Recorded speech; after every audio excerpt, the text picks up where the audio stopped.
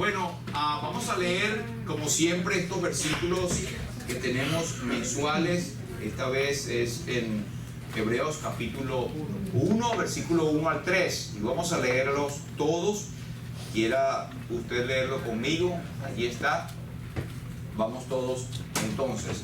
Dios, habiendo hablado muchas veces y de muchas maneras en otro tiempo a los padres por los profetas, en estos postreros días nos ha hablado por el Hijo, a quien constituyó heredero de todo y por quien asimismo hizo el universo, el cual, siendo el resplandor de su gloria y la imagen misma de su sustancia, y quien sustenta todas las cosas con la palabra de su poder, habiendo efectuado la purificación de nuestros pecados por medio de sí mismo, se sentó a la diestra de la majestad en las alturas. Amén. Hebreos capítulo 1, versículo 1 al 3. Amén. Amén. Muy bien, vamos a tener la lectura en el segundo de Samuel. ¿Sabe que nosotros tenemos la costumbre un poquito equivocada de decir segunda de Samuel? Porque estamos confundidos con las cartas en el Nuevo Testamento. Una cosa son las cartas y epístolas, que son del libro femenino, ¿verdad? Y el libro es libro primero de Samuel, libro segundo de Samuel. Así que es segundo libro de Samuel, capítulo 21, versículos 15 al 22. 21 y 15, ahí está. Volvieron los filisteos a hacer la guerra a Israel, y descendió David y sus siervos con él, y pelearon con los filisteos. ¿Y qué le pasó a David? Se cansó. Versículo 16.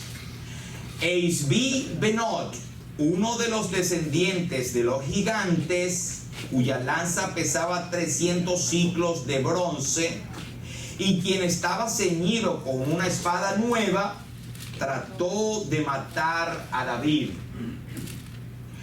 Mas Abisaí, hijo de Sarbia, llegó en su ayuda, e hirió al filisteo y lo mató. Entonces los hombres de David le juraron diciendo: nunca más de aquí en adelante saldrás con nosotros a la batalla, no sea que apagues la lámpara de Israel. Otra segunda guerra hubo después de Engob contra los filisteos. Entonces Sibecaí Husatita mató a Saf, quien era uno de los descendientes de los gigantes. Hubo otra vez guerra en Gob contra los filisteos, en la cual el Nahán, hijo de Jaare Orehim de Belén, mató a Goliat Geteo, el asta de cuya lanza era como el rodillo de un telar. Este Goliat es otro, que no es el mismo Goliat de Gat. Exacto. Después hubo otra guerra en Gat, donde había un hombre de gran estatura, pero este es un fenómeno, el cual tenía 12 dedos en las manos y otros 12 en los pies, 24 por todos, y también era descendiente de los gigantes. Este desafió a Israel y lo mató Jonatán, hijo de Simea, hermano de David. Estos cuatro eran descendientes de los gigantes en Gad, los cuales cayeron por mano de David y por mano de sus siervos. Hasta aquí, que el Señor bendiga su palabra. Bueno, nosotros estamos acostumbrados a oír muchas veces, y estoy preparando traer lo que es la parte de Goliat, de David y Goliat, ¿verdad? Pero teniendo en cuenta que ustedes conocen bien esa historia, muy pocos conocían este segundo gigante de David. Un gigante que por poco lo mata. Claro, ocurrió muchos años después, ¿verdad? Nosotros pudiésemos aplicar esto, pero primero vamos a ver lo que realmente pasó. Parece que este es un reporte puesto en orden de varios acontecimientos referidos a gigantes. Existían los gigantes, eran de una descendencia de los Refín o Refán. En hebreo hay muchas palabras, pero eran gigantes.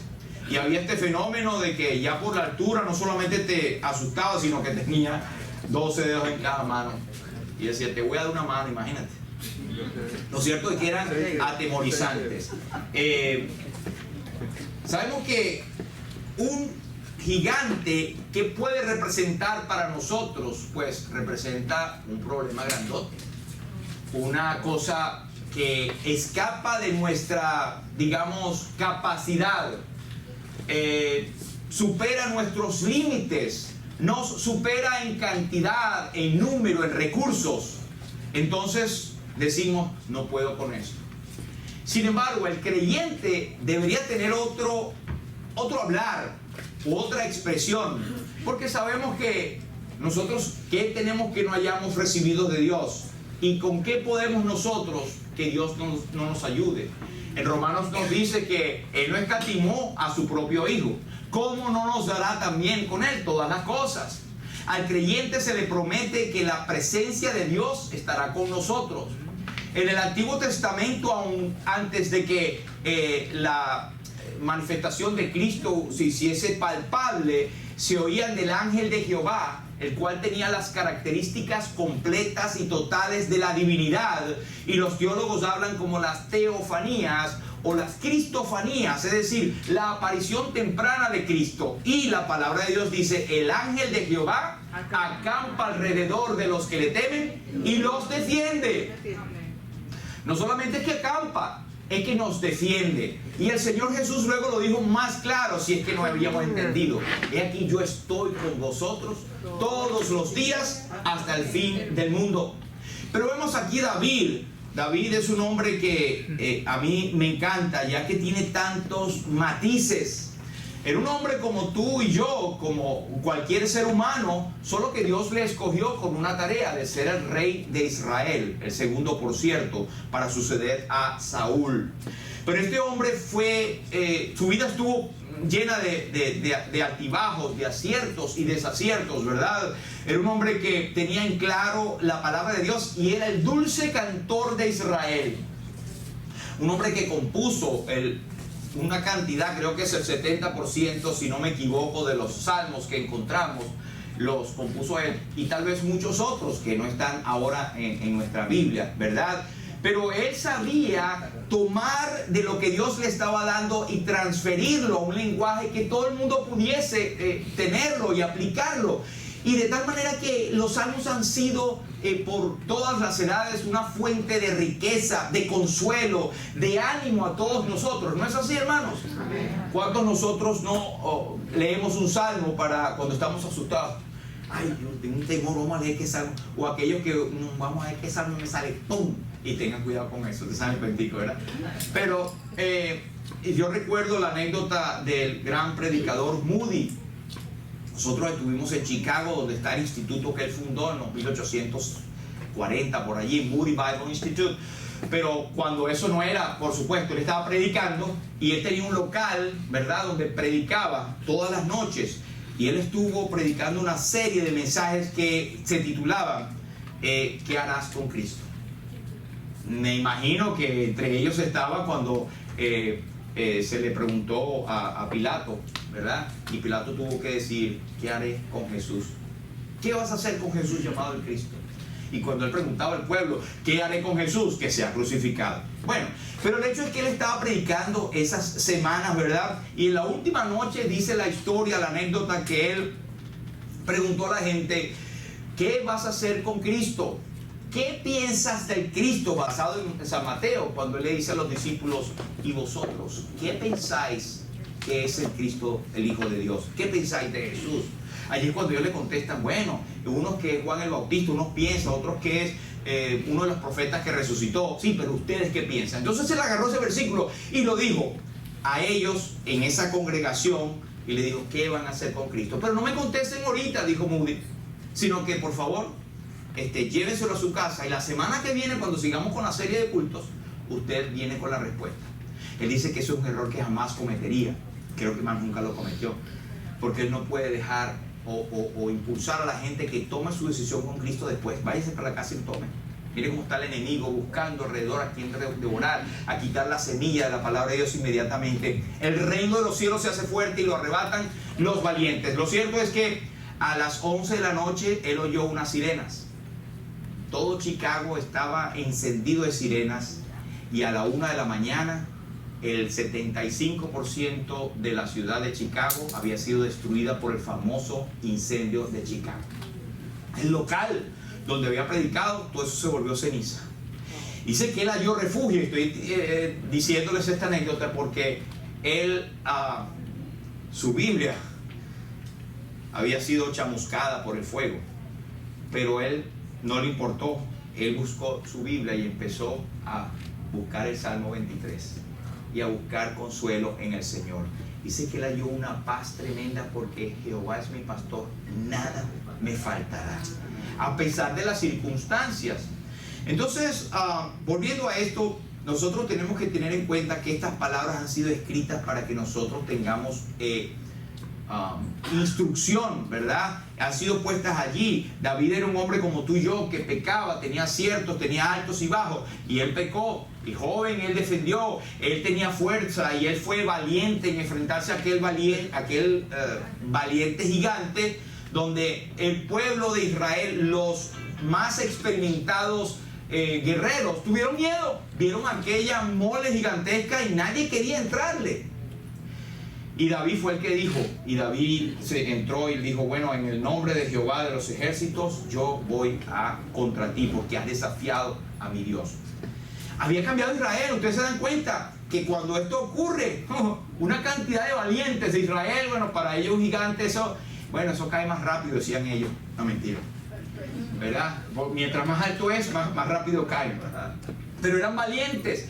Pero aquí David no dejó de ser valiente, pero él dejó de ver su propia condición y se descuidó. Dice el versículo 15, que David estaba peleando en plena batalla. Obviamente ya estaba en sus postrímeras, era mayor, ya no era el jovencito que tumbó a Goliat, ya estaba cansado.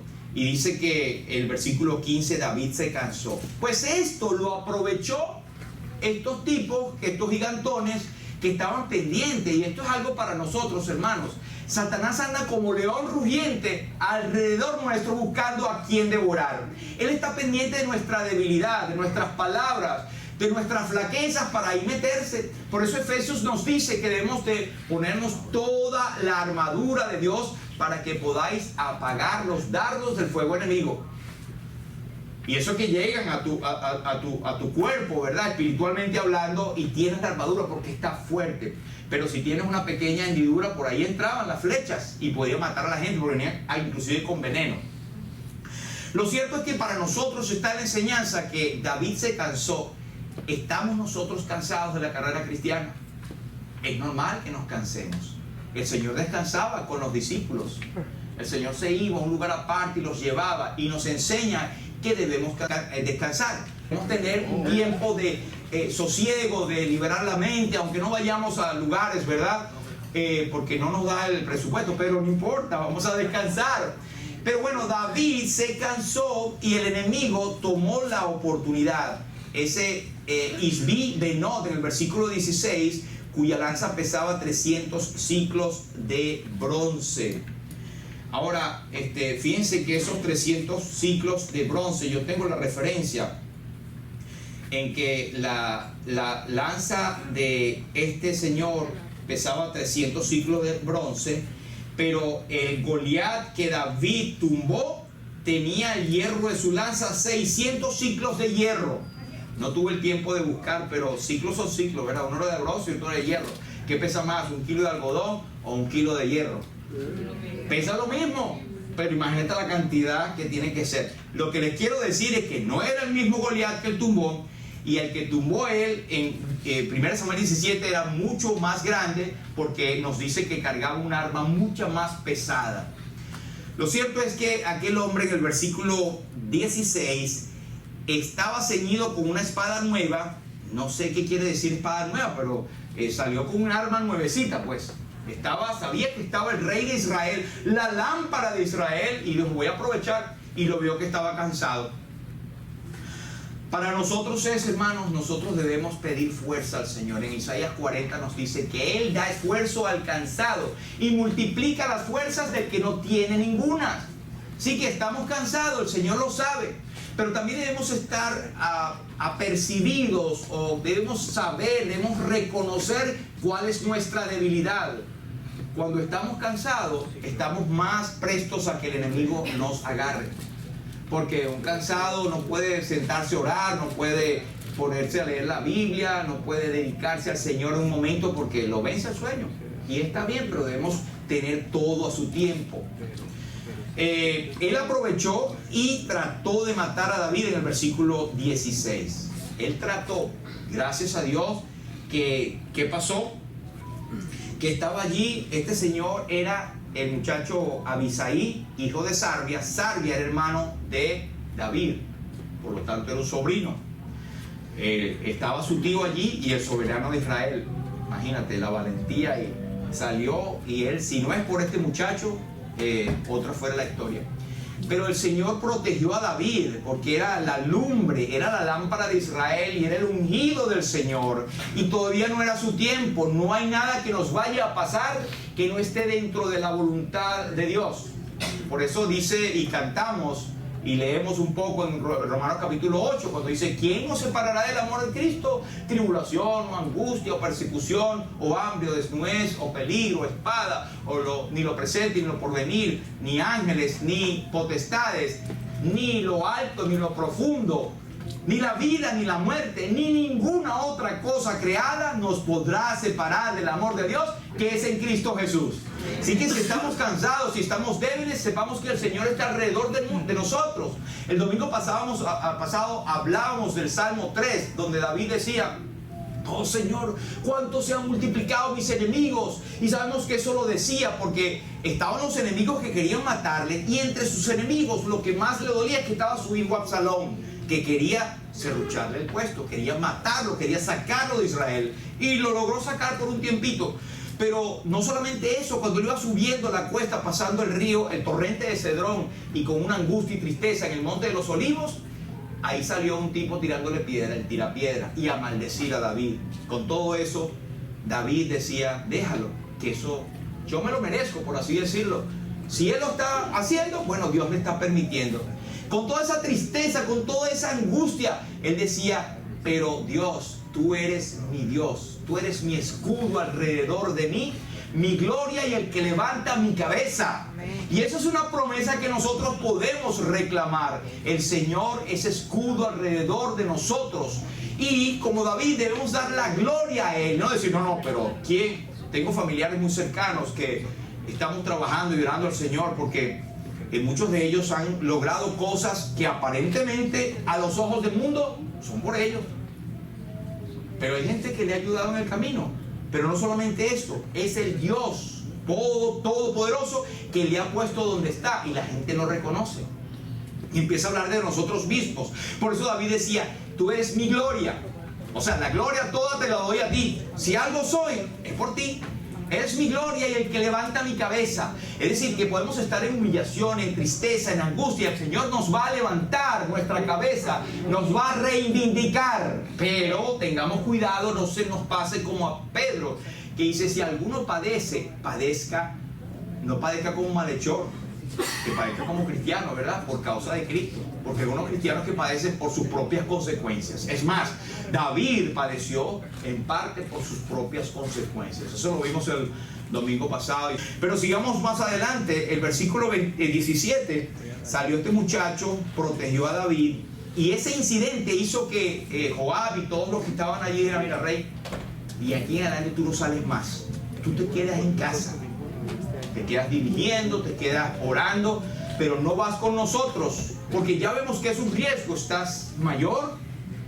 Bueno, a un rey yo no creo que tú le puedas decir: tú estás viejo, chico. O sea, te lo digo: bueno, necesitas descansar, ¿verdad?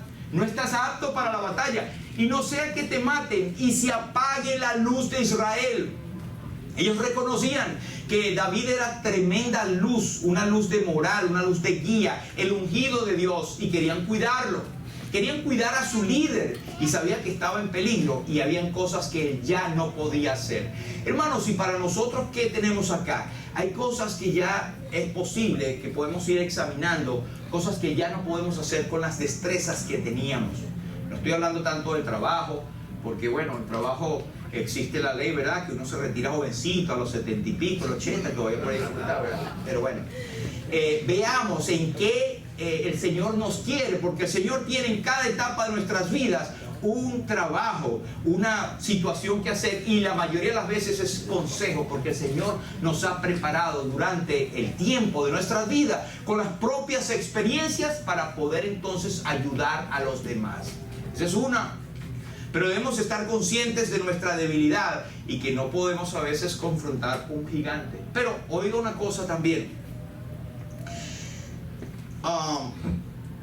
Qué bonito que Dios tenía, si usted sigue leyendo versículo 17, Abisaí, hijo de Sarvia, versículo 18, Sibecaí Usatita mató a Sab, versículo 19, el Nahán, hijo de Jared Orín de Belén, mató a Goliat Geteo, versículo 21, Jonatán, hijo de Simea, hermano de David, otro sobrino de David, o sea, la cosa quedaba en el reino, ¿no? Estos cuatro eran descendientes de los gigantes. Para cada gigante, Dios tiene su contrincante. Wow, salió un verso, ¿verdad? Para cada gigante, Dios tiene su contrincante. Y si tú no puedes con ese gigante, Dios va a enviar gente alrededor de ti. Algunos le llaman ángeles, y cómo no. A veces nosotros somos impulsados por Dios y actuamos como ángeles, es decir, como mensajeros de Dios en un momento específico de nuestras vidas. Y hay momentos, yo le contaba en uno de estos viernes que algunos se lo pierden, ¿verdad? Pero contaba de momentos en que personas han prácticamente visto a personas que se han desaparecido después que les han ayudado, y yo no tengo la menor duda que esos son ángeles que Dios envía. Así que Él es nuestro escudo alrededor de nosotros, nuestra gloria y el que levanta nuestra cabeza. Así que nunca más te sientas desprotegidos a pesar de los grandes gigantes. Pues si no puedes, Dios va a enviar contigo gente que te va a ayudar y te va a ayudar a defender. Claro, lo que tienes que dejar un poquito el orgullo de decir, ese gigante lo maté yo. Sí, eso ocurre. Hay gente que dice, no, eso lo dice yo. Y está el famoso yo. Pues el Señor, en el versículo 22, fíjese lo que dice. Estos cuatro eran descendientes de los gigantes de Gad, los cuales cayeron por mano de David y por mano de sus siervos. Algunos dicen que fue este le ayudó un poquito, pero al final fue David que lo mató. No, aquí dice que fue el sobrino del que lo mató. Claro, en aquella época también, y usted verá en otra ocasión en que Joab le dice a David, creo que era la ciudad de Ramá, la hemos sitiado ya, pues hace falta de que tú vayas y la tomes, porque si la tomo yo, va a quedar la historia que fue Joab el que la tomó, que sea tuya la gloria, oh rey. Qué humildad, ¿verdad? Y David fue y la tomó. Pero, hermanos, no nos preocupemos, lo que sí es que tenemos que tener comunión. Fíjense que aquí eran sobrinos. Vemos sobrino en el versículo 16, otro sobrino en el versículo 21. ¿Qué nos dice eso? Bueno, es que la familia es la que está más cerca. Pero también tenemos vecinos que dice que mejor vecino es más cercano que un hermano, ¿verdad? Y también tenemos a nuestros hermanos de la congregación. Pero tal vez, y yo les doy un ejemplo, y esto no es una exhortación, sino un regañito suavecito, hermano. A veces nosotros tenemos para poner en el chat motivos de oración. Después nos enteramos que pastor, yo estuve 2 semanas, estuve al borde de la muerte. ¿Y cómo? Nosotros somos adivinos. El Señor no nos ha dado ni siquiera el don de la sospecha. O sea, tienen que decirlo, hermano. ¿Y cómo vamos a ayudar a luchar contra los gigantes? Porque no es nada más que vamos a salir con la espada. Vamos a orar, interceder por ustedes también. Y eso es tremendo. Hemos visto testimonios de Dios respondiendo oración en el chat. Y no digan, no, es que de todas maneras lo íbamos a sanar el Señor. Esa es la oración, hermano. No mate la fe. Eso es el poder de la oración. Amén. Así que eso, aunque es escrito, es la voz de nuestro corazón. Así que diga, si no es con nosotros, es con cualquier hermano que usted tenga confianza. Y con aquellos que dicen, bueno, dímelo para orar, ni hasta el nombre. No, usted no tiene que saber el nombre. simplemente saber la razón, ¿verdad? Para orar por eso. Pero Dios envía personas que nos ayudan a vencer a nuestros gigantes, porque van a venir. El hecho de que tú has vencido muchos gigantes en el pasado no te garantiza un triunfo en el futuro. Mira Salomón cómo empezó, el hombre de sabiduría, el hombre tremendo, etcétera, y tremendos proverbios que existen hoy en día, ¿verdad? Para nosotros, pero al final ¿cómo acabó Salomón? Alejado su corazón de idolatría, porque se unió, tenía yo no sé cuántas mujeres y concubinas que inclinaron su corazón a la idolatría. Tengamos cuidado, hermanos, un buen comienzo no garantiza un buen final nunca. Así que debemos estar siempre alertas. Sed sobrios y velad. ¿Por qué? Porque vuestro adversario, el diablo, anda alrededor de nosotros buscando a quien devorar. Y nosotros debemos resistir firmes en la fe. Porque todos nuestros... dice en Pedro algo que nos da ánimo, ¿verdad? Que todas estas cosas se van cumpliendo en todos vuestros hermanos en todo el mundo. O sea, somos humanos, somos el cuerpo de Cristo, somos mortales en este cuerpo, tenemos una ciudadanía, una herencia eterna, los que somos salvos, pero nos pasan las mismas cosas, porque el ser humano está constituido similar, con las mismas pasiones, las mismas situaciones. Unos son más ordenados que otros, unos son más disciplinados que otros. Otros arreglan la cama cuando se levantan, otros no. Pero bueno, muchos tenemos diferencias, ¿verdad? Pero somos la misma alma. Y hay alguno que pellizca al otro, viste, el pastor lo dijo. Bueno, número 1, David no tenía fuerzas para pelear contra Isbeth-Benob. David no reconoció su cansancio, porque si él hubiese reconocido su cansancio, otra fuera la historia. Él ni siquiera está allí, o espera que todos estén, que no se lo cale el pobre sobrino, que imagino que quedó valiente, ¿no? Sobrino, enfrentarse a esos gigantones. 2, Isbeth-Benob se da cuenta de lo débil que está David. O sea, hay alguien que está pendiente de nosotros, hermanos. Y nosotros debemos hacer eso en acción, debemos saber, debemos llamar, debemos pasar texto, debemos orar por nuestros hermanos, estar pendientes los unos a los otros. Esto es una hermosa comunidad, esto es una hermosa familia que estamos acá, pero conozcámonos. Yo siempre les digo que a mí me fascina cuando está esa bulla ahí, me fascina, hermanos. Claro, cuando empieza se cae, ¿sabes? Empieza el culto. Pero me encanta los hermanos hablando, riéndose, cómo están y tal. Y eso me fascinaría que fuese y se extendiera más allá. Porque eso es la iglesia, una familia en torno a adorar a Dios, que se conoce uno a otro y puede pasar las necesidades entre los demás. ¿Quién más que la iglesia, hermanos? Y otra cosa, la iglesia no es perfecta, porque estamos nosotros que somos imperfectos en este cuerpo. Así que no espere y no diga, no, pero es que me miraron y no me saludaron. Y esto y el otro son cosas tontas que no deben estar ya en nuestro... Somos ya suficientemente maduros. Somos como los guerreros de David en ese tiempo. No tenemos miedo a los gigantes, ¿verdad? No como aquellos que escapaban y nadie quería, excepto David. Así que los tiempos han cambiado. Número 3, David quiere hacer lo que él sabe que no puede. A veces nosotros creemos que estamos en la propia capacidad de hacer algo, pues, y no estamos. Ahí es cuando vienen nuestros cónyuges, o nuestras esposas, o nuestros esposos, y vienen los machacas, que digo, nos dan los consejos para que nosotros sepamos dónde estamos parados. U otro hermano, hierro con hierro se aguza. A veces nosotros no nos damos cuenta, pero estamos yéndonos, como dicen en criollo, la burra se está yendo fuera del camino y no nos damos cuenta. Otros nos pueden decir, ya sea un hermano, un sobrino, un hermano de la iglesia, el pastor o cualquier otro hermano de testimonio que nos ame y que ame la congregación. Lo otro, la lucha que libró contra los filisteos lo dejó sin fuerzas. Particularmente es importante saber, y recuerdo la vida del profeta cuando después que mató a aquellos profetas de Baal. Elías mató a aquellos profetas de Baal, no sé cuántos fueron, 450 más los otros de Baal y los otros. Bueno, lo cierto es que él quedó cansado. Y tú dirás, qué tremendo hombre, qué fortaleza, qué valentía. O sea, él los eliminó a todos.